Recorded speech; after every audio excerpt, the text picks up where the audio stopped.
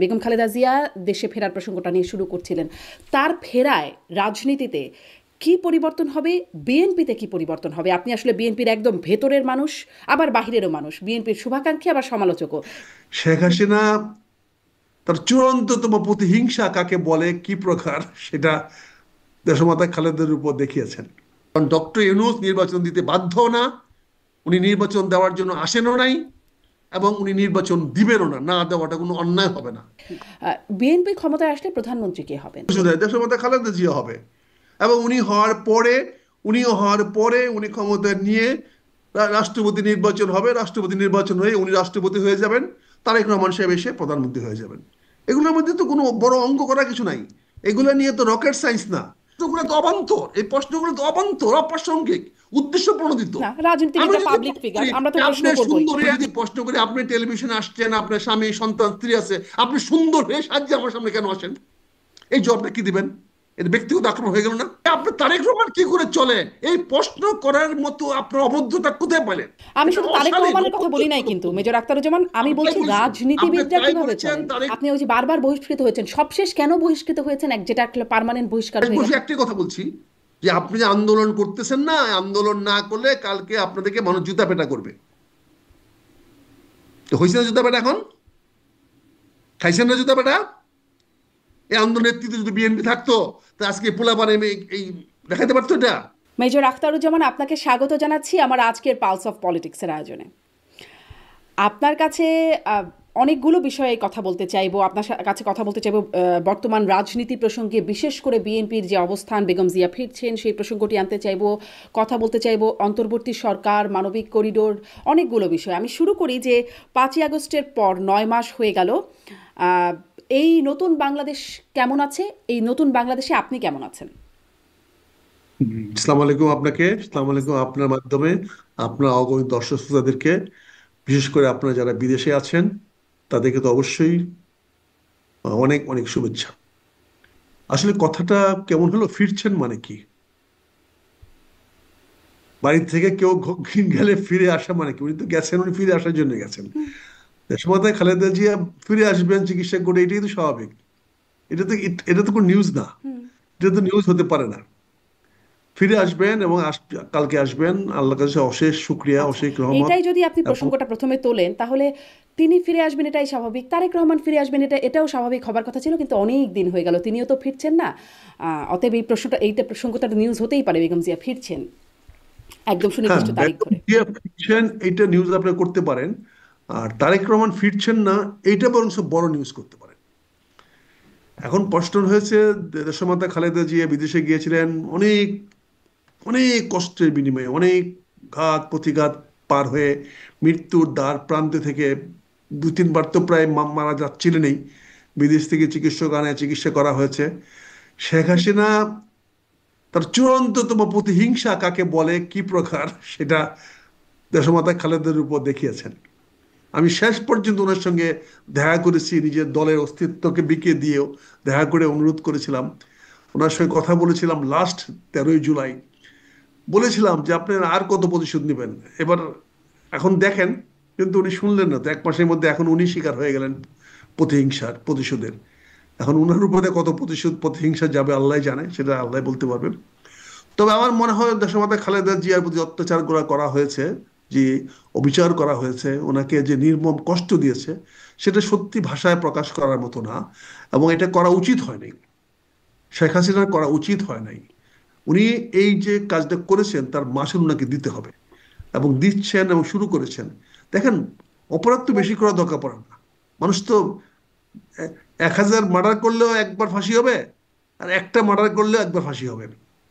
এখন প্রশ্ন হয়েছে যে আজকে দেখেন, উনি তো মাসাল্লাহ আজকে যা দেখলাম এয়ারপোর্ট থেকে রওনা দিয়েছেন, অনেক ভালো স্বাস্থ্য, অনেক ভালো শরীর, অনেক ভালো। উনি আসতেছেন এবং বাংলাদেশে আসবেন। এসে উনি এই দেশের হাল তো ধরার চেষ্টা করবেনই, কারণ দেশটা যখন একটা বিপর্যয়ের মুখে আছে, আপনারা অনেকে সন্তুষ্ট না দেশ যেভাবে চলতেছে। কাজে সেখানে একটা রাজনৈতিক অস্তিত্ব তো টিকাইতে হবে। এখন দেশমাতা খালেদা জিয়া ছাড়া বাংলাদেশের রাজনীতির অস্তিত্ব তো চিন্তা করা যায় না। কারণ সবাই একযোগে নেমেছে বিরাজনীতিকরণ করার পিছনে, এবং বিরাজনীতি করার জন্য ছেলেদেরকে উস্কে দেওয়া হচ্ছে। একবারও ছেলেরা ভাবতেছে না যে আজকে যদি বিরাজনীতিকরণ করা হয় তাহলে এই ছেলেদের ভবিষ্যৎ কি, তারা কি করবে? তাহলে তাদেরকে তো বিসিএস যেতে হবে, সরকারি কর্মচারী হতে হবে, তাদেরকে গিয়ে আমলা হইতে হবে, বা বিভিন্ন বিদেশি কোম্পানিতে গিয়ে এনজিওতে চাকরি করতে হবে। তারা এনজিওতে চাকরি করে বা আপনাদের মতো বিদেশে গিয়ে বিভিন্ন জায়গায় কাজ করে অড জব বলেন, এই জব বলেন, সেই বজ বলেন, আপনারা করে হোটেল বেড়াগিরি করে আসা বাংলাদেশের হয়ে যান গা মন্ত্রী। তো এখন তো দুর্ভাগ্য, তখন আমাদের তো কিছু বলার নাই। ওখান থেকে তো যদিও আপনারা সবাই দেখবেন বিদেশে এসে হোটেলে বেয়ারাগিরি বা অড জব করেন না জনাব আখতার, যেমন আপনি ভালো সবাই জানেন। মিলে, সবাই মিলে তো কথা না, একজন করলে সবাই করা হয়, সবাই করলে আবার একজন হয় না। ওখানে ধরেন কিনা সার্টিফিকেট নিয়ে অনেকে আসেন, আইসা পিএইচডি দেখান, অনেক কিছু দেখান, আমরা জানি না কোন কোন ইউনিভার্সিটিতে। কারণ আমি তো আমার নিজের ছেলে মেয়েদের পাঠিয়ে দেখেছি, লাখ লাখ টাকা পাঠিয়ে দেখেছি লিগাল বলতে, বাংলাদেশ ব্যাংকের পারমিশন নিয়ে। কই লেখাপড়া তো কমপ্লিট করাতে পারি নাই। ভালো ভালো ইউনিভার্সিটিতে দেখছি তো কি কঠিন। আর এখন দেখতেছি যে সবাই তো পিএইচডি নিয়ে চলে আসতেছে। আর পিএইচডি ঢাকা শহরে দেওয়া শুরু হয়ে গেছে এখন। এখন তো পিএইচডিতে ফার্ম গেটে পাওয়া যায়, ফার্ম গেট থেকে পিএইচডি পাওয়া যায়, এখানে গড়ে উঠছে পিএইচডি দেওয়ার, নীলক্ষেত থেকে পিএইচডি পাওয়া যায়। কারণ কপি পেস্ট করলেই তো হয়ে যায়।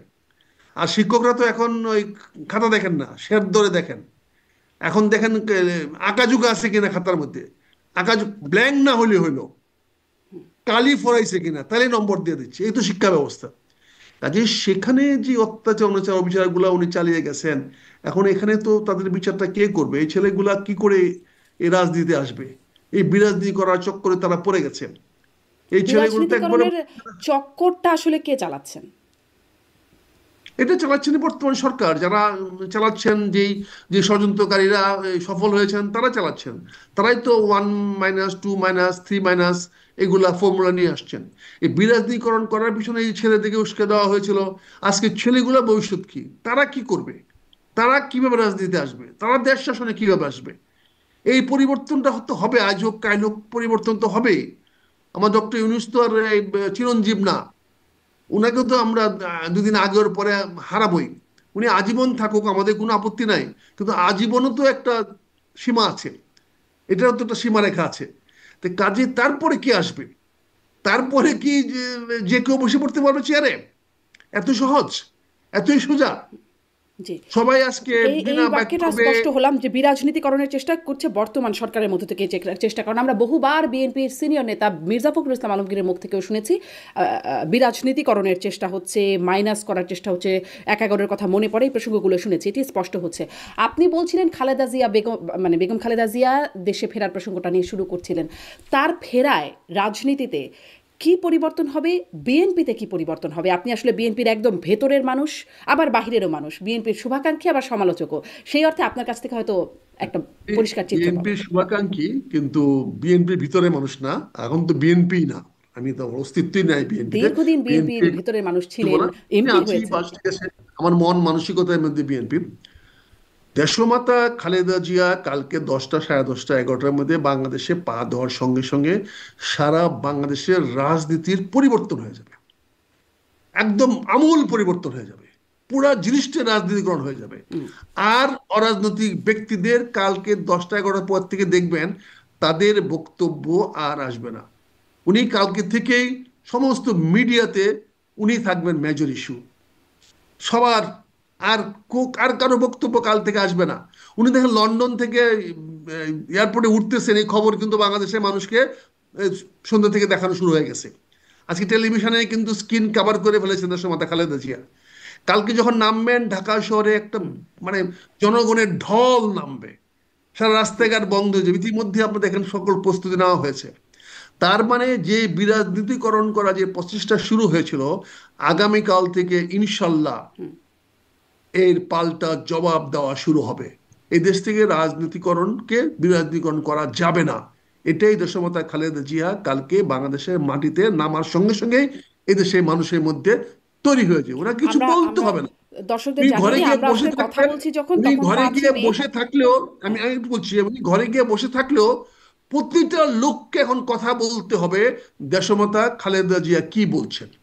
উনার অনুমতি না নিয়ে, উনার ক্লিয়ারেন্স না নিয়ে, উনার অঙ্গুলি হিলন না নিয়ে কেউ কালকে থেকে কথা বলতে পারবে না। বিএনপির তো কেউ কথা বলার প্রশ্নই ওঠে না এখন এক জায়গায়। কারণ একদিন উনি ছিলেন শারীরিকভাবে অসুস্থ, ফলে উনাকে করা হয় না, কিন্তু কালকে থেকে যদি উনি আসবেন হুম, তখন তো শারীরিকভাবে সুস্থ হয়ে উনি আসতেছেন। কাজে উনি রাজনীতিতে মতামত দেন বা না দেন, উনি যদি মৌনতা অবলম্বন করেন, হুম। তারপরেও সকল রাজনীতি কালকে থেকে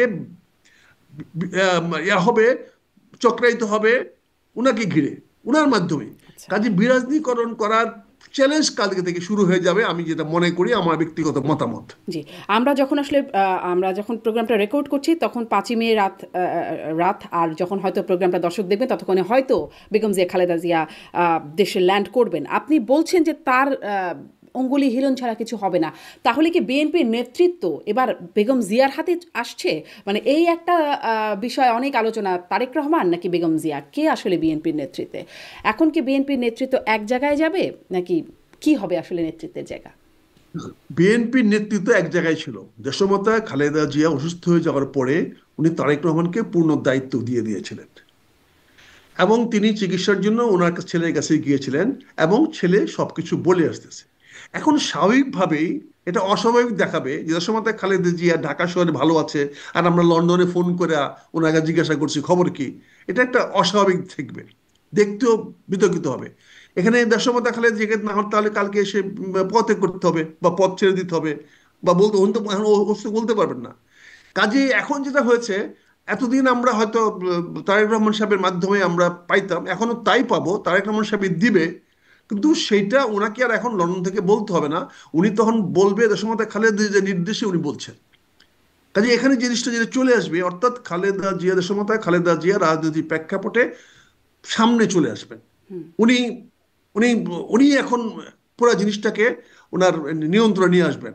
এবং যে যেখান থেকে কথা বলুক, তারেক রহমান সাহেবও যে কথা বলুক, সেই কথাগুলা দেশমাতা খালেদা জিয়ার পক্ষ থেকে বলা হচ্ছে, এটাই কাল থেকে প্রচারিত হবে, জি, আমি এই কথাটাই একটা বলছি। বিষয়ে এই একটা বিষয় মনে পড়লো আমার, এটা একটা সময় এই বিষয়ে আলোচনা হতো যে বিএনপিতে দুটো গ্রুপ আছে, একটা হচ্ছে আম্মা গ্রুপ, একটা হচ্ছে ভাইয়া গ্রুপ, এবং এই প্রচারণাটা আওয়ামী লীগের মধ্য থেকে অনেক চালানো হতো, এমন অভিযোগ বিএনপি নেতাকর্মীরা সবসময় বলতো যে এটা আওয়ামী লীগের প্রচারণা। কিন্তু আপনার কাছ থেকে একটু একটু জানতে চাই, আসলে কি এরকম কোনো বিষয় আছে নেতৃত্বের জায়গায় যে বেগম জিয়ার নেতৃত্ব চাইছেন আর কেউ তারেক রহমানের নেতৃত্ব চাইছেন, এরকম দ্বন্দ্বিক অবস্থান কি আহ, একটা অবস্থান কি আছে বিএনপিতে, নাকি এটি আসলে সঠিক না? এটা তো সকল রাজনৈতিক দলগুলোতেই নেতা ভিত্তিক রাজনৈতিক দল, প্রতিটা রাজনৈতিক দলের পিছনে কতগুলো নেতা থাকেন। সব নেতার পিছনে সবাই থাকেন না, এক নেতার পিছনে সবাই থাকেন না। কোনো রাজনৈতিক দলে এরকম হয় না। সবসময় আমরা যখন যেখানে যার কাছে সুবিধা পাই তার কাছে যাই। রাজনৈতিক নেতা বলেন, কর্মী বলেন, সবাই কিন্তু আমরা এক একজনের পিছনে কাফেলার পিছনে দাঁড়াই। কিন্তু শীর্ষ আমরা নেতৃত্ব কিন্তু সবাই, একজনই থাকেন, যেমন ধরেন আওয়ামী লীগের ক্ষেত্রে শেখ হাসিনাই না না, শীর্ষ শীর্ষ নেতৃত্ব। নেতৃত্ব, শীর্ষ নেতৃত্ব একজন থাকে না, শীর্ষ নেতৃত্ব ঘিরে আবার একটা নেতৃত্ব বলে থাকে। কোনো রাজনৈতিক দলের শীর্ষ নেতৃত্ব বলতে একজন থাকে না, শীর্ষ নেতৃত্বেরও চারপাশে বলয় থাকে। কারণ একজন সবকিছুর পক্ষে দেখা সম্ভব না, জানা সম্ভব না। এখন এই যারা বলয়টা তৈরি করে, সেই বলয়ের সঙ্গে বিভিন্ন লোক থাকে, কারো প্রভাব বেশি থাকে, কারো প্রভাব কম থাকে। যাদের প্রভাব বেশি থাকে তারা দৃশ্যমান হয়, তারা সামনে থাকে। যাদের প্রভাব কম থাকে তারা ম্রিয়মাণ থাকে, তারা চুপ থাকে, তারা অপেক্ষা করে। কাজে এটা যে কোনো বিষয়ে নেগেটিভ পজিটিভ থাকতেই হবে। একটি ধারা কখনো প্রবাহিত হবে না। কোনো কিছু ফ্লো করতে হলে, কোনো কিছু সামনে আগাইতে হলে জি, আপনি নেগেটিভ এবং পজিটিভ ফ্লো থাকবে, তাহলেই কোনো লোড দিলে পরে সেখানে জিনিসটা যাবে। জি। কাজে তার মানে রাজনীতির নেতৃত্ব, দুটো ধারার অস্তিত্ব আছে, কিন্তু এটা একটু শুনি। আপনিও একটু বলছিলেন, তারপরেও শুনি যে তাহলে সামনে যদি আমি জিজ্ঞাসা করি, সামনে বিএনপি ক্ষমতায় আসবে বলে আলোচনা আছে, পরিসংখ্যানও তেমনটা বলে। বিএনপি ক্ষমতায় আসলে প্রধানমন্ত্রী কে হবেন বলে ধারণা, বা বিএনপি নেতাকর্মীরা এটা বুঝতে কিন্তু কোনো পারছেন? বিতর্ক কিছু নেই, দেশের মধ্যে খালেদা জিয়া হবে। এবং উনি হওয়ার পরে উনি ক্ষমতা নিয়ে রাষ্ট্রপতি নির্বাচন হবে, রাষ্ট্রপতি নির্বাচন হয়ে উনি রাষ্ট্রপতি হয়ে যাবেন, তারেক রহমান সাহেব এসে প্রধানমন্ত্রী হয়ে যাবেন। এগুলোর মধ্যে তো কোনো বড় অঙ্ক করা কিছু নাই। এগুলো নিয়ে তো রকেট সায়েন্স না, it is not the Chanakya politics না, এটা সক্রেটিক্স লাগবে না। এটার জন্য আমাদেরকে যেতে হবে না সেই রোমে, এই রাজনীতিতে কি হবে। অঙ্কটা খুবই পরিষ্কার, এবং এটা হতে দিবে না বলে আজকে বিরাজনীতিকরণ করা হচ্ছে। বিএনপিকে ক্ষমতায় যেতে দিবে না বলেই আজকের এই সরকার উঠে পড়ে লেগেছে যে কোনো অবস্থাতেই যেন বিএনপি ক্ষমতায় আসতে না পারে। এটা শুধু দৃশ্যমান না, এটা স্পষ্ট এবং আলোকের মতো স্পষ্ট। আর প্রধানমন্ত্রী কি হবেন, রাষ্ট্রপতি কি হবেন, এগুলো কোনো বিষয় না, এগুলো তো পরিষ্কার, এগুলো এগুলো না ভাবার কি আছে। বিএনপিতে দেশমাতা খালেদা জিয়া যাকে প্রেসিডেন্ট বানাবে তিনি প্রেসিডেন্ট হবেন, দেশমাতা খালেদা জিয়া যাকে প্রধানমন্ত্রী বানাবেন তিনি প্রধানমন্ত্রী হবেন। কাজে এইটার মধ্যে তো অন্য কোনো রকেট সায়েন্স নাই বা আচ্ছা, সক্রেটিসের একটা পলিটিক্স নাই, সমীকরণ আপনার কাছ থেকে এটা মানে বুঝলাম। অ্যারিস্টটলের কিছু নাই। তারেক রহমান হবেন প্রধানমন্ত্রী, বেগম জিয়া হবেন রাষ্ট্রপতি বা এরকম কিছু। তাহলে ভারসাম্যটাই বা কোথায় থাকবে যেটির জন্য? এরকম কিছু কিসের ভারসাম্য, ভারসাম্যটা কিসের, ক্ষমতার ভারসাম্য। কার সঙ্গে, কার সঙ্গে ভারসাম্য? মানে রাষ্ট্রপতি আর প্রধানমন্ত্রীর ক্ষমতার একটা ভারসাম্য, সংস্কার কমিশনের প্রস্তাবগুলো যদি। ভারসাম্যটা কি, ভারসাম্যটা কি? রাষ্ট্রপতি প্রধানমন্ত্রী মধ্যে ভারসাম্য কি? ওরা কি দুই ভাই, সৎ ভাই? রাষ্ট্রের তো সমন্বয় এখানেই, ভারসাম্যটা কি আবার? রাষ্ট্রপতি থাকবে দেশের, উনি দেখবেন কি হচ্ছে না হচ্ছে, প্রধানমন্ত্রী যদি ভুল কিছু করে উনি ছেড়ে দেখবেন। ভারসাম্যটা কি? করিমুদ্দি সলিমুদ্দি রাজনীতিতে যার কোনো অস্তিত্ব নাই, যার এখানে মাস্টারি করে বেড়ায়, এনজিওগিরি করে বেড়ায়, চাকরি করে বেড়ায়, সে রাষ্ট্রপতি, তার কথা শুনতে হবে আর প্রধানমন্ত্রীর কথা শুনবে না। একটা ভারসাম্য শব্দ আপনারা বের করেছেন যে রাষ্ট্রপতি আর প্রধানমন্ত্রীর মধ্যে ভারসাম্য, কেন ভার নাই? তাছাড়া তো আবার স্বৈরাচারী হয়ে ওঠেন, মানে আমাদের ইতিহাস স্বৈরাচারী তো এরকম যা কেউ বলে। কিছু হয় না। আমি আমি যদি আমাকে মানি, আমি যখন আমার বউ স্বৈরাচারী হয়ে যায়, যখন আমি গালে হাত দিয়ে বসে থাকি যে ভাত দিবা কি দিবা না, কিন্তু আমি যদি গিয়ে ভাত খেয়ে ফেলাই আমার হাড়ির থেকে, আমার বউ স্বৈরাচারী হওয়ার কোনো সুযোগ নাই। এই স্বৈরাচারী তো আমরাই হতে দেবো, আমরা স্বৈরাচারীকে পছন্দ করি। এখন কি চলছে? এখন স্বৈরাচার চলছে না, এখন স্বৈরাচারের বাইরে কি আছে? এখন তো এক ব্যক্তি শাসনই চলতেছে। এখন কি দুই ব্যক্তি শাসন চলতেছে? এখন কি কোনো পরিষদ আছে যে পরিষদ দেশ চালাচ্ছে? এখন তো এক ব্যক্তি চালাচ্ছে, উনি যা বলতেছেন বাকি সবাই হ্যাঁ হ্যাঁ জো জো জো জো বলতেছে। এখন কি হচ্ছে? এখন তো স্বৈরাচারই চলতেছে, এখনো তো একই হচ্ছে। এখন ফ্যাসিস্ট কি ছিল? আগে শেখ হাসিনা তার ছেলের কথা শুনতো, তার বোনের কথা শুনতো, তার ভাইপোর কথা শুনতো। আর এখন এখন যিনি আছেন তিনি কলেজের ইউনিভার্সিটির ছাত্রের কথা শুনেন, ওই কলিমুদ্দির কথা শুনেন, ওই ছাত্রের কথা শুনেন। ওনার কি কোনো পরিষদ আছে? ওনার কি জনগণের কোনো প্রতিনিধি আছে যাদের মাধ্যমে উনি শুনবেন? উনি তো একার দেশ চালাচ্ছেন, উনিও তো স্বৈরশাসনই চালাচ্ছেন। এখন সেটা মেনে নিচ্ছি আমরা, এই জন্য উনি হয়ে গেছেন এখন আমাদের ভালো শাসক। আর যদি কেউ মানে না নেয়, এখনই ফাঁসি লটকাবেন। আমি যদি এখন বলি ওনাকে মানি না, আমি 24 ঘন্টার মধ্যে আমাকে ফাঁসি লটকা দেবেন, জেলে ঢুকিয়ে দিবেন, মামলা দিয়ে দিবেন, আর না হলে মব জাস্টিসে ফেলাই দিবেন। ফলে মানি, কিন্তু হচ্ছে তো, চলতেছে স্বৈরশাসন, চলতেছে এক ব্যক্তির শাসন। উনি যেটা ভালো মনে করছেন তাই করতেছেন, উনি যাকে যেটা বলার তাই বলতেছেন।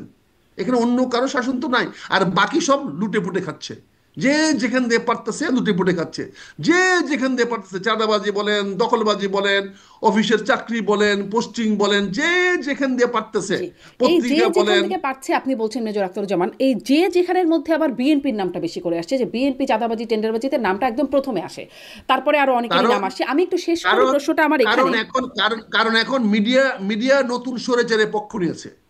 মিডিয়া নতুন স্বৈরাচারের পক্ষ নিয়েছে বলে স্বৈরাচারের বিপক্ষে হলো বিএনপি, ফলে তারা বিএনপির কথাই বেশি বলবে।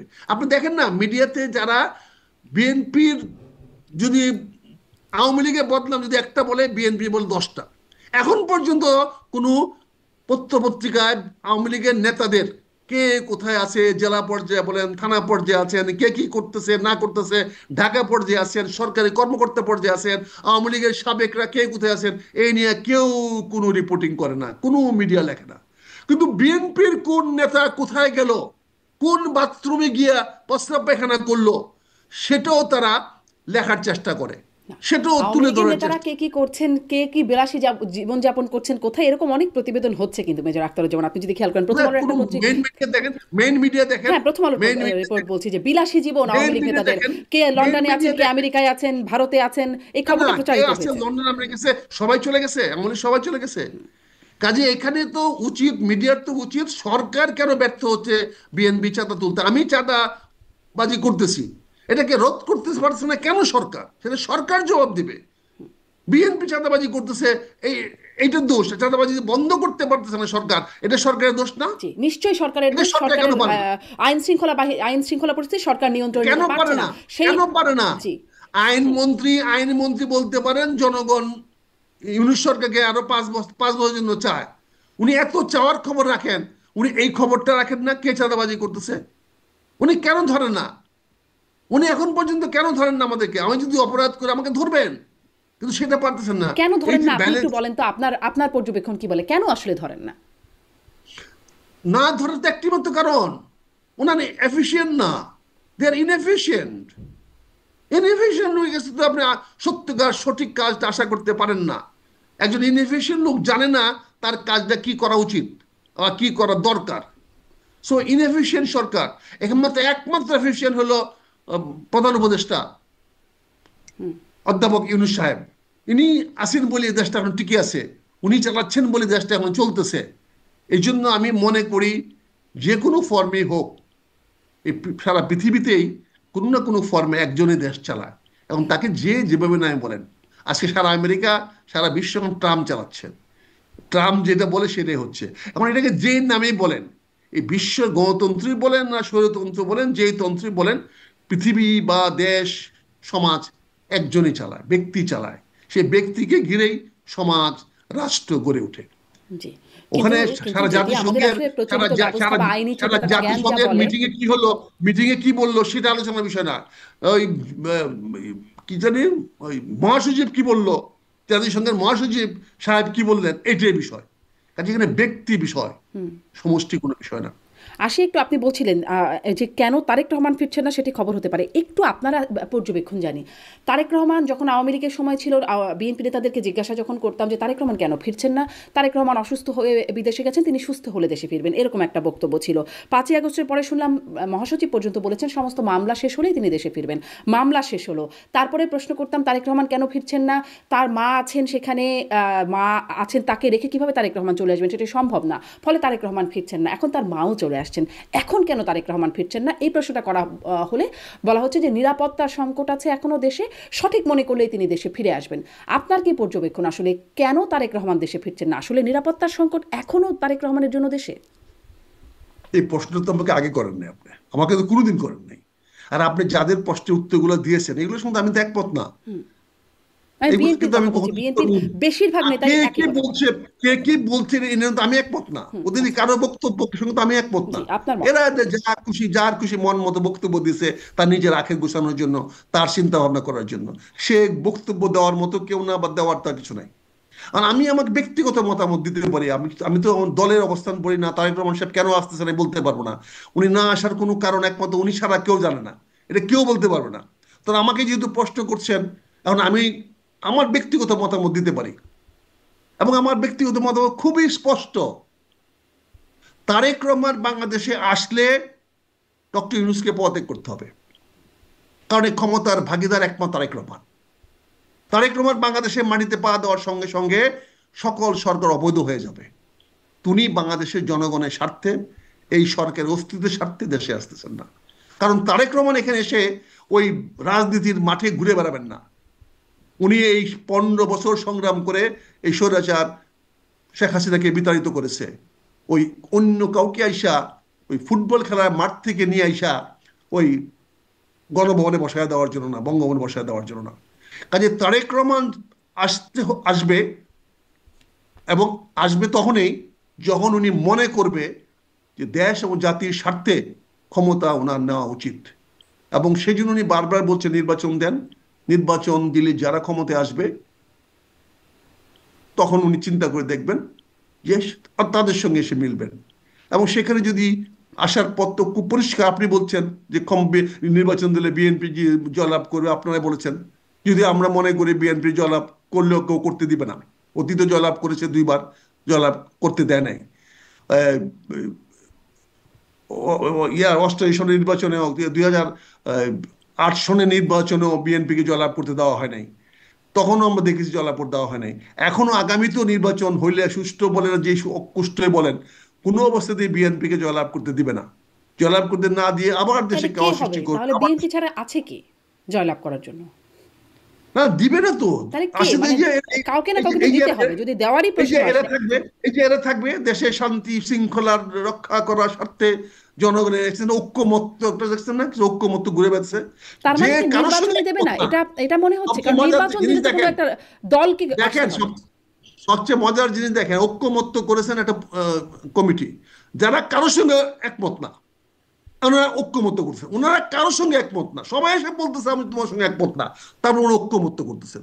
তো উনি কারোর সঙ্গে একমত না, তো ওনার সঙ্গে একমত কি হবে? তাই কাজে এখানে যতক্ষণ পর্যন্ত একটা সুষ্ঠু নির্বাচনী সরকার না আসবে ততক্ষণ তো তারেক রহমান সাহেবের আসার সুযোগ নাই। কারণ উনি তো স্বৈরাচার হয়ে বা জবরদখল করে ক্ষমতায় আসবেন না, উনি আসবেন সুষ্ঠু নির্বাচনের মাধ্যমে। আর সুষ্ঠু নির্বাচন হলে এই বর্তমান সরকার সুষ্ঠু নির্বাচন হতে দিবে না, দেওয়ার সুযোগ তার পক্ষে নাই, এবং সে নির্বাচন দিবেও না। কাজে তার পক্ষে নির্বাচন দিয়ে দেওয়া সম্ভব না, ফলে শান্তিপূর্ণভাবে আগামী নির্বাচন হবে না। ফলে তারেক রহমান সাহেবের পক্ষে অপেক্ষা করা ছাড়া এখন কোনো উপায় নাই। কিন্তু কারণ যদি এই দেশটা সরকার নির্বাচন নাই দেয়, আপনার যদি মানে প্রেডিকশন এরকমই হয় বা পূর্বাভাসটা যদি এরকম হয়, তাহলে অপেক্ষাই করতে থাকবেন তারেক রহমান সাহেব বা বিএনপি? উপায় নয়, কি করবেন? দেশে কি একটা সিভিল ওয়ার লাগাই দেবেন, গৃহযুদ্ধ লাগাই দেবেন? তাহলে মেনে নেবেন যে এরকমই চলুক? কি করবে উনি? করেন নাকি গৃহযুদ্ধ লাগাবে? গৃহযুদ্ধ লাগাবে বলেন? উনি তো আন্দোলন করছেন, আন্দোলন করেছে, ছাত্রদের বৈষম্য আন্দোলন করতে দিছে, ছাত্ররা বৈষম্য আন্দোলন করতে মাঠে নামে আইসা তারা ক্ষমতা রাজনীতি চলে গেছে। এখন তাদেরকে বাধা দিতে গেলে তখন দেশে একটা রক্তগঙ্গা বয়ে যাবে। এখন কি হবে? মারামারি কাটাকাটি হবে। তো এই মারামারি কাটাকাটি কি আপনারা চান এটা হোক? তাই তারেক রহমান ওয়াইজেস্ট বুদ্ধিমানের মতো সিদ্ধান্ত নিয়েছেন, উনি ধৈর্য ধরছেন। আমি ওনাকে সাধুবাদ জানাই, ধন্যবাদ জানাই ওনার এই ধৈর্য ধারণ করার জন্য। মানে কারণ ধৈর্যের কি এইটাই কোনো ওনার এখন সীমা এই আছে মুহূর্তে নাকি প্রয়োজন। অসীম ধৈর্য? ওনার এই মুহূর্তে ধৈর্য ধরাই ছিল সর্বোত্তম, এবং উনি তাই নিয়েছেন, তাই ধরেছেন। আমি এই জন্য সাধুবাদ জানাই। উনি কতদিন ধৈর্য ধারণ করবেন? ধৈর্য ধারণের একটা সীমা আছে, ওই সীমা অতিক্রম করাটা ধৈর্য ধারণ। এই সীমাটাই একটু আসলে জানতে চাই, কি মনে হয় সীমাটা কত দিন বা কত দূর গিয়ে সেই সীমাটা শেষ হবে বলে মনে হয়? কারণ একটু এই আরেকটা প্রশ্ন সীমাটা একটু যোগ করে দিই মেজর আখতারুজ্জামান, যে আমরা দেখেছি বিএনপির পক্ষ থেকে বলা হচ্ছে সুনির্দিষ্ট রোড ম্যাপ না পেলে আন্দোলনে নামবে, এরকম প্রসঙ্গ এসেছে। মির্জা ফখরুল ইসলাম আলমগীরও বলেছেন রাজপথে নামার কথা। সালাউদ্দিন আহমেদ স্থায়ী কমিটির সদস্য থেকে শুরু করে বহু নেতাই আসলে এরকমটা বলেছেন। সোজা আঙ্গুলে ঘি না উঠলে বাঁকা করতে হবে, বিএনপির খেলা এখনো দেখেন নাই, এরকম কথাও শুনেছি। রাজপথে নামার হুঁশিয়ারি ছিল বারবার। সেখানে রোডম্যাপের দাবিতে গেলেন, ডক্টর ইউনূসের সাথে বৈঠক হলো, অসন্তুষ্টি প্রকাশ করলেন, তারপরে আবার বলে ফেললেন যে আন্দোলনের কোনো প্রয়োজন নাই এই সরকারের বিরুদ্ধে। এতদিন যেখানে আন্দোলনের হুমকি ছিল, পরে বলছেন আন্দোলনের প্রয়োজন নাই। এই ধৈর্য ধরার কৌশলীকে মানে এটারই কি বহিঃপ্রকাশ, নাকি আর কোনো কৌশল বলে আছে বলে আপনি দেখতে পান? আমার তো মনে হয় যে বিএনপি সঠিক সিদ্ধান্ত নিয়েছে। বাট বিএনপি তার মনোভাব প্রকাশ করেছে। বিএনপি বলেছে আমরা হ্যাপি না, বিএনপি বলেছে আমরা নির্বাচন চাই, বিএনপি না দিলে আমরা এই করব বলেছে। তারপরে বিএনপি সন্তুষ্টির জন্য তারা কিছু বক্তব্য দিয়েছে। তারা বলেছে যে প্রথমে বলেছে ডিসেম্বর মাসে নির্বাচন দিবে, তারপরে বলছে যে ডিসেম্বরের মধ্যে দিতে না পারলে জুনের মধ্যে নির্বাচন দিবে। এখন বিএনপিকে তো জুন পর্যন্ত অপেক্ষা করতে হবে, এটাই ধৈর্য। কারণ বিএনপির একদিন আগেও যদি বলেন তাহলে তো বলবে যে তুমি ধৈর্য ধারণ করো নাই কেন। কাজে বিএনপি 15 বছর ধৈর্য ধারণ করতে পারছে, আর এখন না পারা কি আছে? আর এমনি তো দেশটা তো চলছে আপোষে, সবাই তো কেউ না কেউ ভাগ পাচ্ছে। এইভাবে হোক ওইভাবে হোক যেভাবে হোক, দেশটা তো এখন চলেছে ওই যে বারোয়ারি ভাগে, যার যেখান দিয়ে পারতেছে ভাগ খাচ্ছে, যে যেখান দিয়ে নিতে পারতেছে। এই দেশটা তো হইলুটের দেশ হয়ে গেছে এখন। এখন যে যেখান দিয়ে পারতেছে, ওর কোনো নিয়ম নীতি আছে বলে আমি জানি না, কোনো আইনের শাসন আছে কিনা জানি না। এখানে চিফ জাস্টিসও আজকাল বলে যে তার বক্তব্যে কোনো গুরুত্ব নাই। উনি কতবার বলেছেন একটা সচিবালয় দরকার, ওনাকে সচিবালয় দিচ্ছেন না। এখন প্রধান বিচারপতিকে সচিবালয় দিচ্ছেন না, অথচ প্রধান বিচারপতি মাথায় কাঁঠাল ভেঙে আপনারা কাঁদছেন, বিচারকে অবিচার বানাচ্ছেন, অবিচারকে বিচার বানাচ্ছেন। এর দায় দায়িত্ব তো একদিন না কেউ বহন করতে হবে। আমাদের তো এখন আর বয়স নাই, আমরা তো এখন চ্যালেঞ্জ যেতে পারতেছি না। এই বয়সটা যদি আমাদের আর 20 বছর 30 বছর আগে হতো তাহলে আমরা চ্যালেঞ্জে যেতাম। এখন তো চ্যালেঞ্জে যাওয়ার কোনো সুযোগ নাই। এখন আমাদের ধৈর্য ধারণ করা ছাড়া আর কোনো দ্বিতীয় পথ নাই। এবং তারেক এখন রহমান যাদের সাহেব সুযোগ ধৈর্য ধারণ আছে করছেন। তারা নতুন একটা রাজনৈতিক দল গঠন করছে, এনসিপি। আপনি বলছিলেন ছেলেরা, মানে এই টার্মটা ব্যবহার করছেন, এনসিপি। তাদের ভূমিকা আপনি কিভাবে দেখেন এখন? আমি ভালো, তাদের স্বাগতম জানাই। তো তাদের অপেক্ষা করতে হবে, তাদেরকে ধৈর্য ধারণ করতে হবে।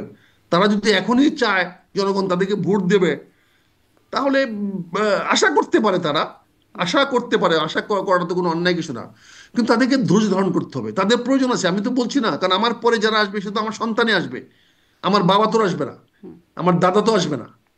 আমার পরে যারা আসবে আমার সন্তান আসবে, সন্তানদের সন্তান আসবে, আমার নাতিরা আসবে। কাজে ওরা তো আমার সন্তানের মতো, সন্তানের চেয়ে ছোট।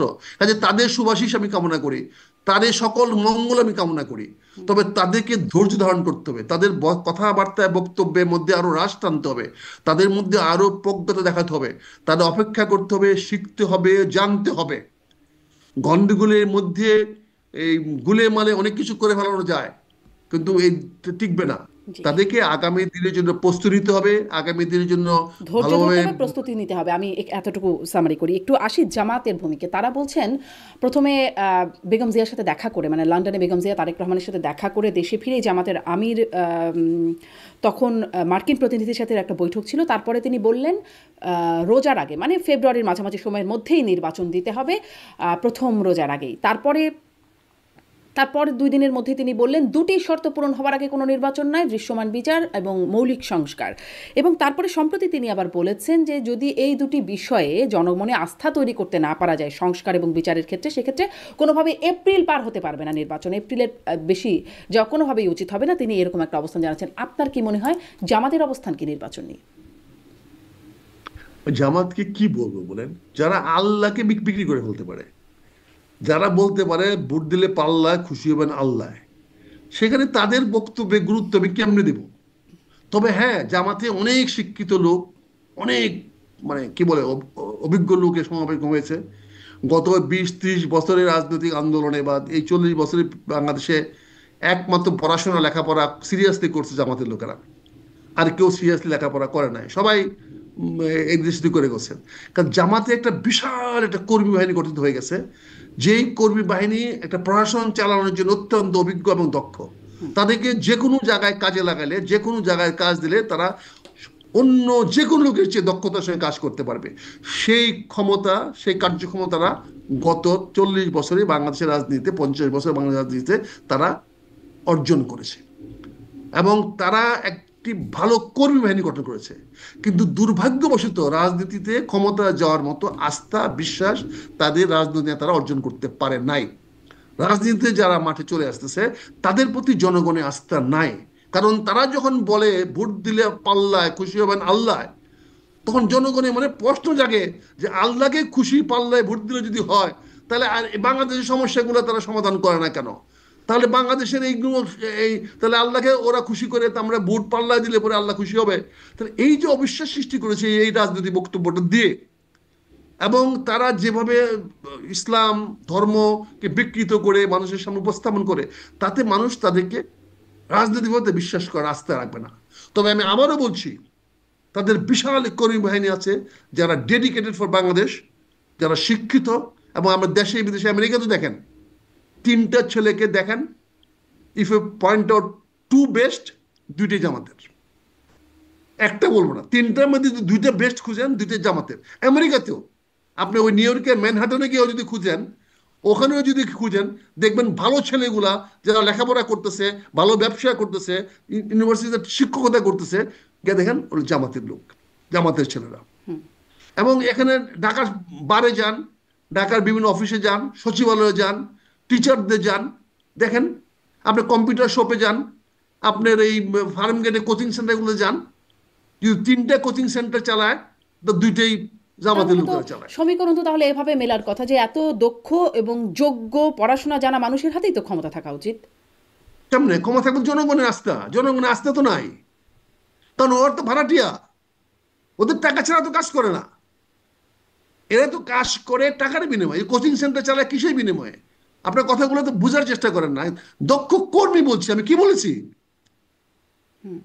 আমি খাঁটি বাংলাদেশ বলতাম দক্ষ কামলা, তাহলে আপনি বুঝতেন। আমি তো বলছি তারা দক্ষ কর্মী, তারা নেতা না, তারা দক্ষ কর্মী। আপনি একজন program producer, not cameraman. There is difference between cameraman and program producer. Program producer has to think, আর cameraman has to just say on. This is difference. এখন ক্যামেরাম্যানে যদি মনে করে যে আমি টিভি সেন্টার চালাই, আমার বুদ্ধিতে টিভি চলে, তাহলে তো ওই দেশটা ওই অবস্থা হবে। সরি ক্যামেরাম্যান ভাইরা, না, মাইন্ড তার করেন মানে না। তার মানে জামাতের কর্মী আছে, নেতৃত্ব কম। নেতৃত্ব নাই তো। নেতৃত্ব নাই, জি। নেতৃত্ব কই আছে বলেন? জি, নেতৃত্ব নাই জামাতের তো। বিষয়ে আপনার। বিশ্বাসযোগ্য নেতৃত্ব কে আছে? জি, কোথায় আমি। আছে? জি। কোন এলাকায় বিশ্বাসযোগ্য আছে? হ্যাঁ, কর্মী আছে, লাখো লাখো কর্মী আছে। এবং বাংলাদেশের যে কোনো রাজনৈতিক দলের চেয়ে অনেক বেশি দক্ষ নিবেদিত কর্মী আছে, একদম স্পষ্ট। যাদেরকে যে কোনো দক্ষ কাজে নিবেদিত কর্মী লাগাবেন। আছে, কিন্তু আমি শেষ করি, নেতৃত্ব নাই। আমি শেষ করি, তাদেরকে যে কোনো কাজে লাগাবেন, যেখানে লাগাবেন তারা ভালো করবে। কিন্তু আনফরচুনেটলি তারা রাজনৈতিক নেতৃত্ব দিতে পারবে না, দেওয়ার জন্য তারা তৈরি হয় নাই। আর যখনই রাজনৈতিক নেতৃত্বের মধ্যে তারা আসতে যাবে, তখনই কন্ট্রাডিকশন হবে। তখন এতদিন যে গত 40-50 বছরে যে কথা বলে আসছে তারা, যে রাজনীতিবিদদেরকে তার বিরুদ্ধে যে ঘৃণা সৃষ্টি করেছে তারা, স্কুল কলেজ লেখাপড়া করতে গিয়ে, মাদ্রাসায় পড়তে গিয়ে রাজনীতিবিদদের বিরুদ্ধে যে ঘৃণা সৃষ্টি করেছে তারা, সেই ঘৃণিত চরিত্রে তারা চলে আসতে হবে। সেইটা তো সম্ভব হবে না, সেইটা তো না। আজকে যারা যখন ঢাকা বিশ্ববিদ্যালয়ে ভিসি হয়ে গেছেন, জামাতের লোক, দক্ষ ভালো লোক, কিন্তু চালাতে তো পারতেছেন না। ঢাকা ইউনিভার্সিটিতে একটা অস্ত্রাগারে বানিয়ে ফেলেছেন। উনি তো ভিসি, দক্ষ ভিসি, অনেক অভিজ্ঞ না শিক্ষক, কিন্তু কই নেতৃত্ব দিতে পারছেন না তো। ওনার সিদ্ধান্ত সঠিক হচ্ছে না, ওনার সিদ্ধান্তগুলো তো সবাই মানতেছে না। কুয়েটে কি হয়েছে দেখেন, কি অবস্থা হয়েছে দেখেন। তো কাজে তারা তো নেতৃত্বে আসার মতো হয় না। হ্যাঁ, তারা কর্মী হিসেবে কাজ করতে পারবে। তাদেরকে বলে দেন পরীক্ষা নাও, তাদেরকে বলে দেন ক্লাস নাও, তাদেরকে বলে রুটিন বানাও, তাদেরকে বলেন চেয়ার বেঞ্চ টেবিল ঠিক করো, করতে পারবে। কিন্তু চালাতে হবে কেমন বিশ্ববিদ্যালয়, এটা তারা এখনো শিখে নাই, এবং তাদের শেখার সুযোগও কম। কারণ তারা আনফরচুনেটলি তারা টাকা ছাড়া কোনো কাজ করে না।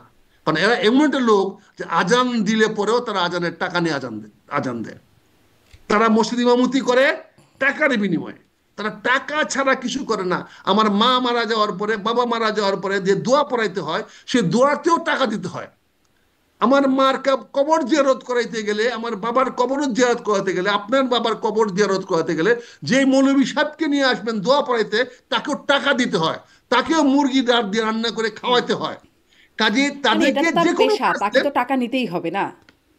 তাহলে পেশা তো আর রাজনীতি না, রাজনীতি পেশা নাই, পেশাজীবী তো রাজনীতিবিদ না। আচ্ছা। তাহলে তো ডক্টর ইউনূস সাহেব রাজনীতিবিদ হইতেন, তাহলে তো ডক্টর আলী রিয়াজ রাজনীতিবিদ হইতেন, তাহলে তো কি বলে ওই যে যারা আজকে আমাদের পরিষদ আছে তারা রাজনীতিবিদ হতেন। তারা তো রাজনীতিবিদ কেউ না। তাহলে রাজনীতিবিদদের পেশা কি? রাজনীতিবিদদের ইনকাম হয় কি করে? রাজনীতি হবে কেন রাজনীতিবিদদের? রাজনীতি ইনকামের জন্য করে না। রাজনীতির পেশা মানে কি? রাজনীতিবিদ তো ইনকাম করবে কেন? তো আপনার ইনকাম ইনকাম না করলে রাজনীতিবিদ তার তো ইনকাম, নিজেকে চালাতে হবে, পরিবার চালাতে আপনার হবে। ইনকাম তো রাজনীতিবিদ ইনকাম। রাজনীতিতে এত লক্ষ লক্ষ কর্মী আছে, তো কিসের জন্য? তাদের ইনকামে তো রাজনীতি চলবে। সে চাকরি করবে কেন? তাহলে সে চিন্তা করবে কখন? সে চাকর হবে কেন? রাজনীতি চাকরি করবে কেন? রাজনীতিবিদ তো তার টাকার চিন্তা করবে না, তার খাওয়ার চিন্তা করবে না, বাসস্থানের চিন্তা করবে না, সব হয়ে যাবে। কারা করবে? এই আপনাদের মতো কর্মীরা করবে, নেতারা করবে। আপনারা তাদেরকে প্রপাগান্ডা করবেন, তাদের সম্বন্ধে কথা বলবেন, তাদেরকে জনগণের সামনে তুলে ধরবেন। সে কি বলবে? তারেক রহমান কি বলবে আমি গুড ম্যান? না ডক্টর ইউনূস বলবে আমি গুড ম্যান? আজকে ডক্টর ইউনূসকে গুড ম্যান বলার লোক নাই বলেই তো ডক্টর ইউনূস ভালো কাজ করেও গুড ম্যান হতে না, পারতেছেন না। কিন্তু তাহলে আমি এটা গুড ম্যান মানে তারা বলবেন ঠিক আছে, কর্মীরা বলবেন বা সাংবাদিকরা বলবেন বা দেশের মানুষ বলবেন ঠিক আছে, কিন্তু চলবেন কি করে? আপনি তারেক রহমানের কথা বলছেন, তারেক রহমান চলতে কি তারেক লাগে? রহমান চলছেন চলতে কি কি করে? লাগে? চলতে কি লাগে? অনেক কিছু, বিলাসী একটা জীবনযাপন তো তারা করছেনই। তাহলে আপনি কেন আছেন? আমি আপনাকে কেন টক শো করার সুযোগ করে দিচ্ছি? আপনাকে আমি টেলিভিশন চালানোর সুযোগ করে দিচ্ছি? কেন সুযোগ করে দিচ্ছি? আপনি অস্তিত্ব থাকবে না তো, তার একটা অস্তিত্ব না থাকলে। এই যে হাজার হাজার লন্ডনে কর্মচারী কর্মচারী কাজ করতেছে, দেখেন তো। আজকে তারেক রহমান বলুক তো, কালকে সকালে আমার 10 তাহলে কি লক্ষ এরা পাউন্ড সবাই টাকা লাগবে। দিচ্ছেন, সেই টাকা দিয়ে চলছেন এরকম? আর টাকা দিবে কেন ওরা? তাহলে আমার বাবাকে আমি টাকা দেবো কেন? আমার চাচাকে আমি টাকা দেবো কেন? আমার মাকে আমি টাকা দেবো কেন? মাকে, বাবাকে, চাচাকে প্রতিপালন করা আমার দায়িত্ব। আমার নেতাকে প্রতিপালন করা আমার দায়িত্ব। আমার নেতা। আপনি যদি বলেন বাবাকে টাকা না দিলে তো বাবার দেখা যাবে না, আপনি কালে বলবেন আপনার বাবার প্রফেশন কি, আপনার বাবা কেমনে চলে? আমি ব্যারিস্টার হয়েছি, আমার বাবা বাইরের রাস্তায় ভিক্ষা করে খাবে না? কারণ বাবার কোনো কাজ নাই, বাবা বয়স হয়েছে। এই কোয়েশ্চেন গুলো কোথায় পেয়েছেন আপনারা? সক্রেটিস কবে চাকরি করছিল? সক্রেটিস বাজারের অভাব ছিল? না, কিন্তু আমাকে বলেন। তো জানতে হবে, আমাদের প্রশ্নটা করতে হবে। আমাদের কোন আপনারা নবী, আমাদের তাহলে কি আমাদের নেতা কোন নবী, কর্মীদের চাঁদা আমাদের বা কোন আমাদের কোন নবী খলিফা চাকরি করে বেড়াইতো? একমাত্র রাসূলুল্লাহ হযরত মুহাম্মদ সাল্লাল্লাহু আলাইহি ওয়াসাল্লাম প্রথম জীবনে উনি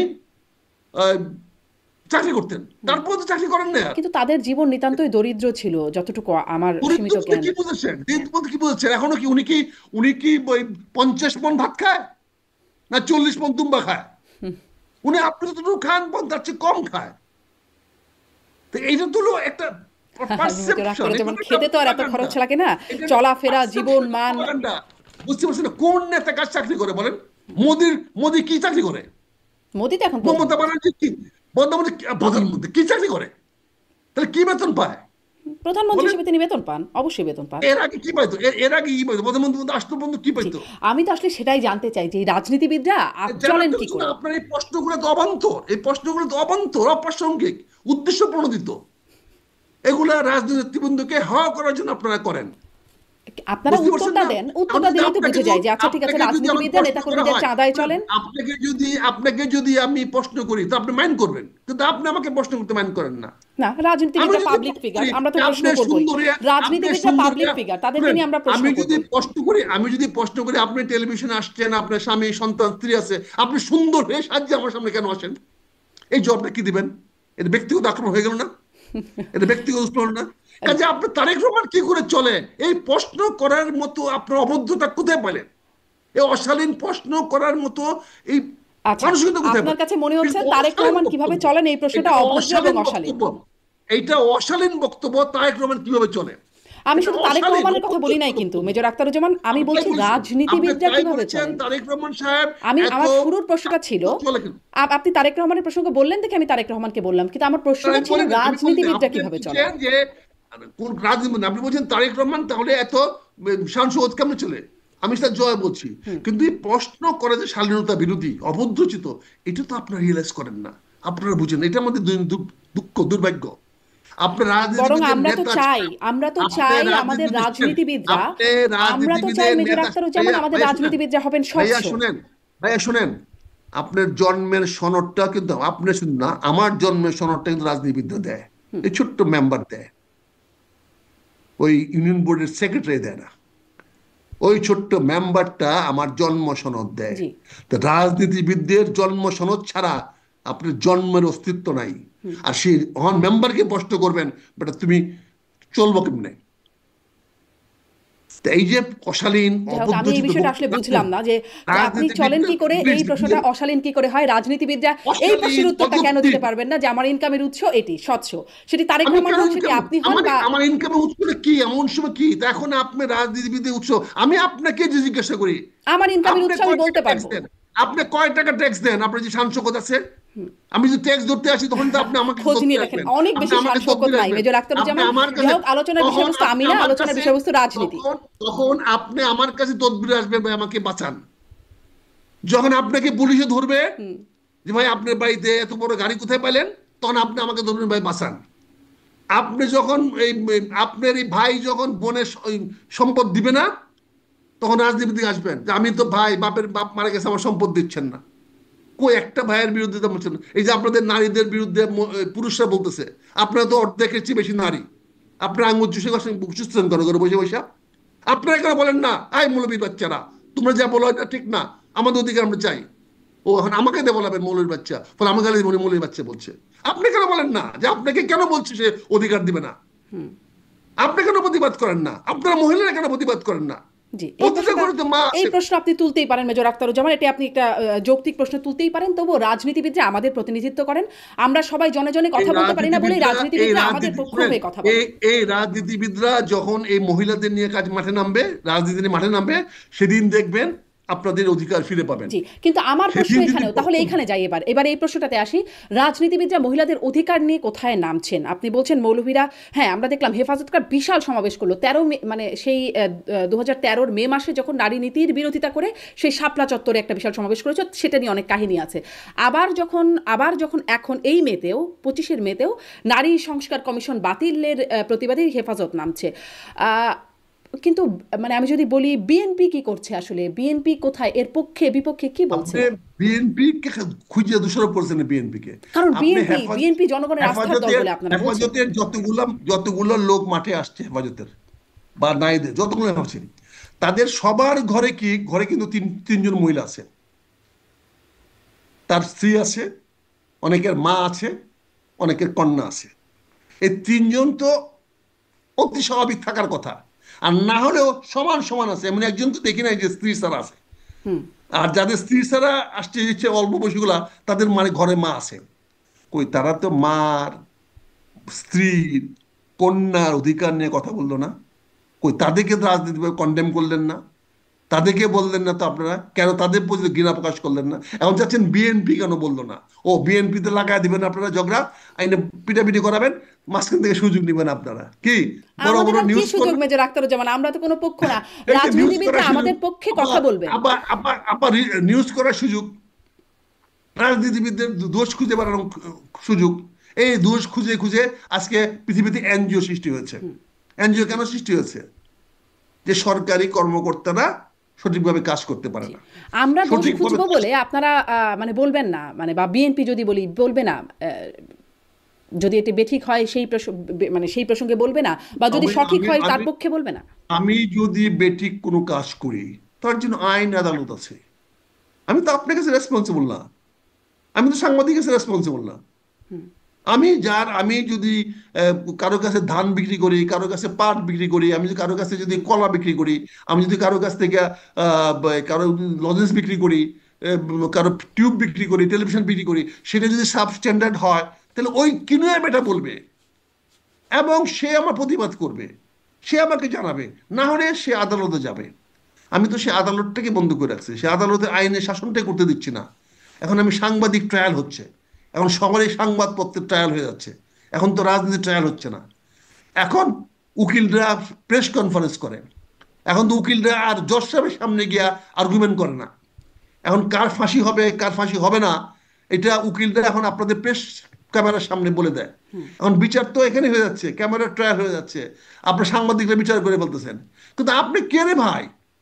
যেহেতু আমাদের দুর্বলতা আছে, যেহেতু রাজনীতিবিদরা আজকে এই যে একটা কথা বলতে পারেন, আপনার পেশা কি, আপনি কি করেন, আপনি চলেন কেমনে, এই প্রশ্নের জবাব দিতে পারেন না বলে তো আজকে আপনার কাছে মাথা নত করতে হয়। আর যারা জবাব দিতে পারে তাদের মাথা নত করতে হয় না, তাদের পিছনে পিছনে মিডিয়া চলে, তাদের পিছনে পিছনে মিডিয়া দৌড়ায়। তাদেরকে বলা হয় শামসুর রহমান না কি আছে না, ওই যে আমাদের একজন প্রধান উপদেষ্টার ইয়া, ওই যে কি প্রেস সচিব, জাতিকে এখন সংবাদপত্রে কিভাবে চলবে, কেমনে চলবে, ভাষা শেখাচ্ছেন, জ্ঞান শেখাচ্ছেন, শফিকুল আলম। মাত্রা শেখাচ্ছেন। হ্যাঁ, শফিকুল আলম সাহেব শেখাচ্ছেন, আপনার তার কাছে শিখতেছেন। আপনারা এখন এতদিন পরে উনি এখন সংবাদপত্রে নতুন মানদণ্ড তৈরি করতেছেন, নতুন শেখাচ্ছেন, বুঝতে পারছেন না? জি। তো যখন উনি যারা কে? ক্ষমতায় থাকেন তারাই হয়তো শেখান সাংবাদিকতা জিনিসটা। হ্যাঁ, এটা এই হয়তো তো, এই দুর্ভাগ্যের যে জায়গা। জি। বুঝছেন, এই যে বুঝছেন, তাই আজ না আজকে আপনারা রাজনীতিবিদদের বলতে পারেন। কাজেই জি। যারা মেজর আখতারুজ্জামান, যারা শেষের দিকে একটু চলে আসি, অনেকক্ষণ কথা বলছি, একটু একটু আওয়ামী লীগের বিষয়েও আসি। আমি এনসিপি, জামাত আর বিএনপি নিয়ে তো বলেই যাচ্ছি, কথা আপনার কাছে শুনেই যাচ্ছি, একটু শুনতে চাই। আপনি সাবেক প্রধানমন্ত্রী শেখ হাসিনাকে সবচেয়ে চৌকস সুপার স্মার্টেস্ট প্রধানমন্ত্রী বলেছিলেন আপনার বক্তব্যে। তাহলে এত স্মার্টেস্ট মানুষটার পতন হয়ে গেল কি করে? এখনো বলছি, এখনো বলছি, কারণ প্রতিটা মানুষের তো পতন হবে, প্রতিটা মানুষের তো পতন হবে, কোনো না কোনো কারণে, কোনো না কোনো কজে পতন হবে। কিন্তু এমন এরকম পতন পৃথিবীতে হয়ে গেল কেন, একদম গণ অভ্যুত্থানে? আলেকজান্ডার আলেকজান্ডারও তো পতন হয়েছে, এমন তো কোনো লোক নেই পতন হয় না। এমন কিভাবে পতন হয়েছে? উনি থাকতে হলে যেটা করতে পারতো সেটা হচ্ছে ব্লাড শেড করাতে পারতো। উনি তো পূর্ণ ক্ষমতা নিয়ে দেশ ত্যাগ করেছেন, কিন্তু ক্ষমতা ছেড়ে দেশ ত্যাগ করেন নাই। উনি তো পূর্ণ ক্ষমতা নিয়ে দেশ ত্যাগ করেছেন, ক্ষমতাশালী হিসেবে দেশ ত্যাগ করেছেন। উনি যদি দেশের অমঙ্গল চাইতেন, দেশের মানুষের উপরে যদি গুলির অর্ডার দিতেন, তাহলে কে গুলি করতো না? উনি যদি রক্তগঙ্গ বয়ে দিতেন, কেন চীনের এই শি জিনপিং 10,000 ছাত্র মারে নাই, মানে এখনো ক্ষমতায় আছে না? কেন পুতিন মারতেছে না, এখনো ক্ষমতায় আছে না? কেন নেতা নেহু মারতেছে না হামাসকে, ক্ষমতায় আছে না, ক্ষমতা চলে গেছে? কেন এখনো কি ওই আমাদের ওই এরদোগান সাহেব তুরস্কে মারতেছেন না? এখনো কি মারা কমতি আছে? উনি চলে গেছেন, ক্ষমতা চলে গেছেন। শেখ হাসিনা মারেন নাই, না মেরে উনি যুদ্ধে ক্ষান্ত দিয়ে চলে গেছেন, যা তোরা চালা, আমি তিনি নিজে কোনোভাবে ক্ষান্ত চালাইছি। দিয়ে চলে গেলেন, না তাকে বাধ্য করা হলো চলে যেতে? তাকে বাধ্য করলে তাহলে হেলিকপ্টার যায় কেমনে? তাকে বাধ্য করলে হেলিকপ্টার কেমনে যায়? সেনা প্রধান, নৌ প্রধান, বিমান প্রধান সালাম দেয় কেমনে? এই বিমান বাহিনী হেলিকপ্টার উঠে কেমনে? সে হেলিকপ্টার দিয়ে উনি সীমান্ত করে কেমনে? তাকে তো সময় সালাম দিয়ে পাঠাইছেন। ওই হেলিকপ্টারে তো জাতীয় পতাকা লটকানো ছিল, তো ওইটা খোলেন নাই কেন? এইগুলো বললে তো বলুন আপনারা আমরা স্বৈরাচারের পক্ষে। আমরা স্বৈরাচারের পক্ষে না, আমরা শেখ হাসিনার পক্ষে না। শেখ হাসিনা থাকা অবস্থায় তার বিরুদ্ধে কথা বলেছি, শেখ হাসিনার সামনে গিয়ে কথা বলেছি, Sheikh Hasina one to one কথা বলেছি। কাজে আমরা ওই শেখ হাসিনা জিজ্ঞাসা করে দেখেন আমরা কি বলেছি। বহুত আছে, বুঝতে পারছেন? শেখ হাসিনা বহুত চেষ্টা করছে, কিন্তু আমাদেরকে তো নত করতে পারে নাই। না, কিন্তু 24-এ আপনি মায়ের নির্বাচন খেয়েছি। করেছেন আপনার দলের মানে আপনার সাবেক দল যদি বলি বিএনপির, তার না বিরুদ্ধে কি? শোনেন, আমি তো দলের সিদ্ধান্ত অমান্য করে আমি সংসদে গিয়েছি। হুম। তাহলে আমার দলের আমি বহিষ্কার হয়েছি 5 বার 6 বার। আমি তো দলকে বারবার বলছি দল ভুল সিদ্ধান্ত নিচ্ছে, এই সিদ্ধান্ত আমি মানি না। আমি বলেছি এটা, আমি আমার সিদ্ধান্ত মানি না, বলছি ভুল সিদ্ধান্ত মানি না। জি। আপনি ওই যে বারবার বহিষ্কৃত হয়েছেন, সবশেষ কেন বহিষ্কৃত হয়েছেন, যেটা একটা পার্মানেন্ট বহিষ্কার হয়ে গেল? পার্মানেন্ট বহিষ্কার তো কখন যায় না। শেষ বসে একটাই কথা বলছি, যে আপনি যে আন্দোলন করতেছেন না, আন্দোলন না করলে কালকে আপনাদেরকে মানুষ জুতা পেটা করবে। তো হয়েছে না জুতা পেটা? এখন খাইছেন না জুতা পেটা? এই আন্দোলন নেতৃত্বে যদি বিএনপি থাকতো, তা আজকে পোলাপানে এই দেখাতে পারতো এটা। আপনি যদি বিএনপি গুলিটা খাইতো না ভাইগিয়া, ওই অক্টোবরের 30 অক্টোবর যদি না ভাগতো, গুলি খায় মরতো, তাহলে 10টা 5টা 50টায় মরতো, তো কি হতো? শেখ হাসিনা থাকতো ক্ষমতায়? তো এই কথাটাই বলেছিলাম। এই কথাটা নেতাদেরকে বুঝাইছে যে আপনাদেরকে জুতা মারবে বলে। আমি বলে আমি ওনাদের জুতা মারবো। বাস নেতারা বুঝছে যে তারা জুতা মারতে কথা বলছি। তাতে আমার কি হয়েছে? আমি তো দলের পদের জন্য লড়াই তো না, দলের পদে যাচ্ছিও না। আমি তো নির্বাচন করার জন্য বলতে হচ্ছি জি, না, এই কারণেই আপনার নির্বাচন যাবো বহিষ্কার। না। এখন যদি বিএনপিতে আপনার কি ফেরার ইচ্ছা আছে, বা বিএনপিতে ফিরতে পারেন এরকম কোনো সম্ভাবনা আছে? আমি তো আগেই বলেছি, দেশের মধ্যে খালেদা দেশে ফিরে আসেন, উনি বাড়িতে আসছেন। তাহলে আমি তো বিএনপিতে আছি, আজীবন বিএনপি থাকবো, এটা বলেছি। আজকে বলে নেই, আরো আগে বলেছি, আমি বিএনপিতে আছি, এখনো আছি, আজীবন থাকবো। জি। কাজে বিএনপিতে চলে যাওয়ার কোনো প্রশ্ন ওঠে না। হ্যাঁ, মানে আপনি আমার বিএনপিতে। ঘর দরজা বন্ধ করে। হ্যাঁ, বিএনপিতে থেকে আজ পর্যন্ত কাউকে আসলে শুনি নাই। আপনি একমাত্র যিনি বলছেন শেখ হাসিনা হচ্ছে স্মার্টেস্ট চৌকশতম প্রধানমন্ত্রী। হ্যাঁ আহ, বলছি, জি। চৌকস স্মার্টেস্ট না হলে 15 বছর থাকলো কি করে? আর তো কেউ থাকতে পারে নাই। উনি যদি চৌকস স্মার্টেস্ট না হইতো, তাহলে 15টা বছর কেমনে থাকলো? উনি যদি স্মার্টেস্ট না হইতো, তাহলে উনি এখনো কেমনে বেঁচে আছেন? উনি যদি চৌকস এবং স্মার্টেস্ট না হইতো, তাহলে এখনো তিনি রাষ্ট্রীয় সুযোগ সুবিধা কেমনে ভোগ করতেছেন? তো কাজে এগুলো তো, উনি স্মার্টেস্ট বলি তো, উনি তো, ওনার তো লোমটা আপনার সরি, মানে ওনার ক্ষতি করতে পারেন নাই। উনি বেরিয়ে গেছে, এখন তো মামলা মোকদ্দমা হবেই। কত মামলা এই রাজনীতিবিদদের মামলা খাই।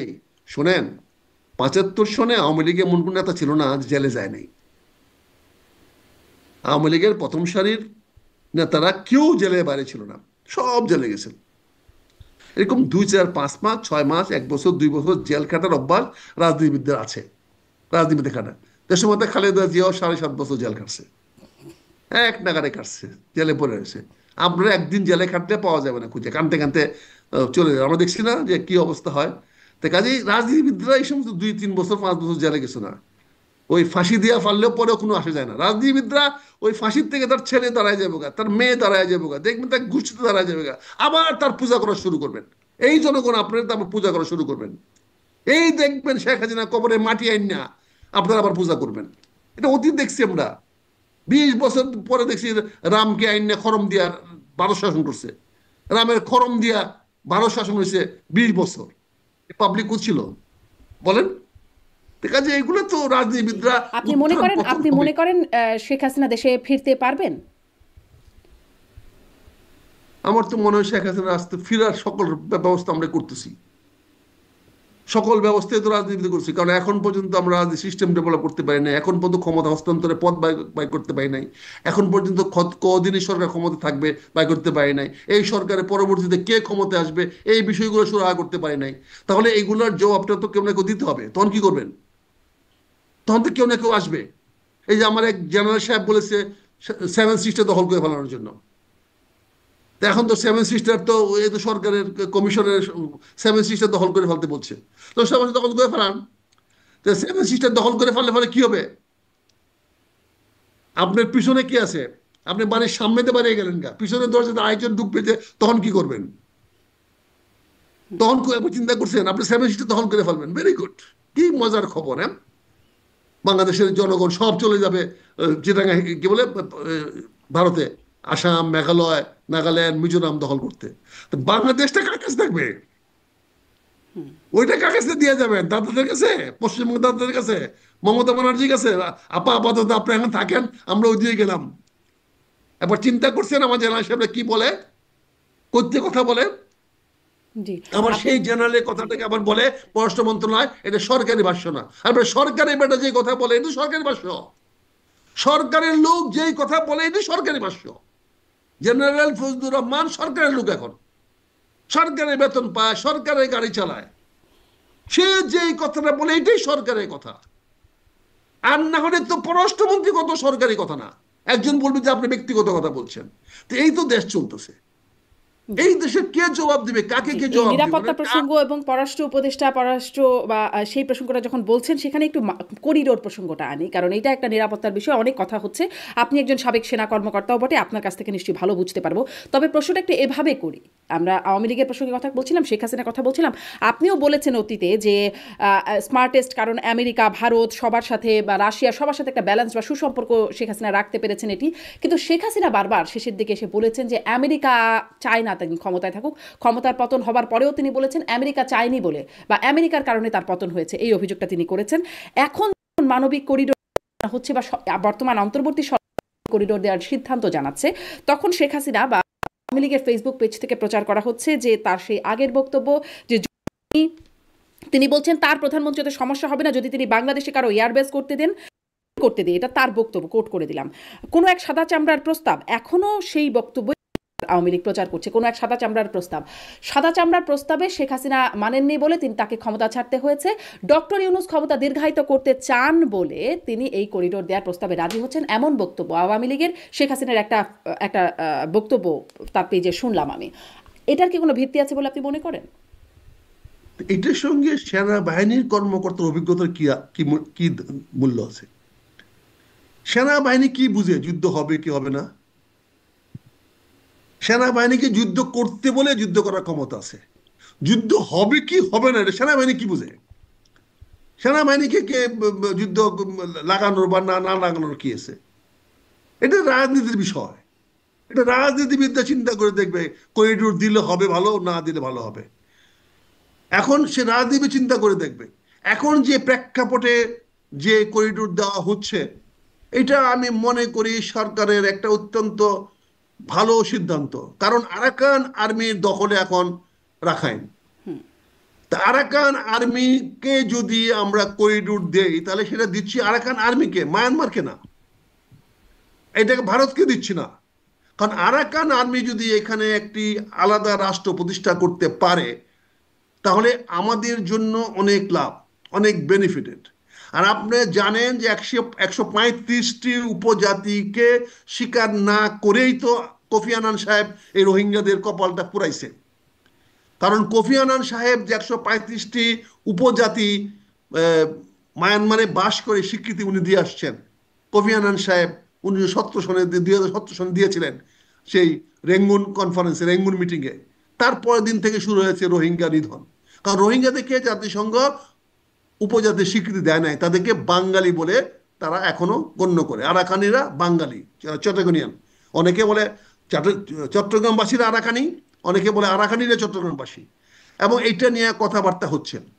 এখন আরাকান আর্মি যেহেতু রোহিঙ্গা দখল করতে পেরেছে এবং তারা সবাই বুদ্ধ, আরাকান আর্মিতে কোনো মুসলমানও নাই, কোনো হিন্দুও নাই, তারা সবাই বুদ্ধ। এখন যদি এখানে একটা বৌদ্ধ রাষ্ট্র তৈরি হয়, আপনি জানেন যে মায়ানমার একটা সামরিক জান্তার সরকার, এখানে যদি গণতান্ত্রিক সরকার প্রতিষ্ঠা হয় তাহলে বাণিজ্যিকভাবেও তো আমাদের লাভ হবে যদি আমরা আমাদের করিডোর ব্যবহার করতে দেই।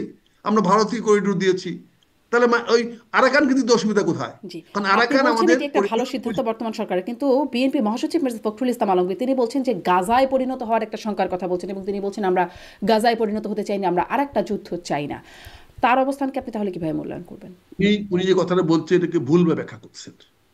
উনি বলতেছেন আপনি কারোর সঙ্গে আলোচনা না করে, অর্থাৎ গাজা কারোর সঙ্গে আলোচনা না করেই আক্রমণ করেছিল ইসরায়েলকে, কারোর সঙ্গে আলোচনা না করে। যদি আলোচনা করতো তাহলে সে আক্রমণটা হইতো না। কাজে এখানেও যদি কারোর সঙ্গে আলোচনা না করে একমুখী কোন সিদ্ধান্ত নিয়ে নেন, তাহলে কালকে তো গাজার মতো হইতে পারে। তখন আমরা কি করব? কারণ আজকে ফিলিস্তিনের সরকার তো একটি কথা বলে নাই গাজার উপর আক্রমণ হলো। ফিলিস্তিনের যে সরকার ছিল সেই সরকার তো নীরব ছিল প্রথম দিকে। কেন নীরব ছিল? বিকজ গাজা যা করা হয়েছিল সেই কাজটা করেছিল গাজার সরকার।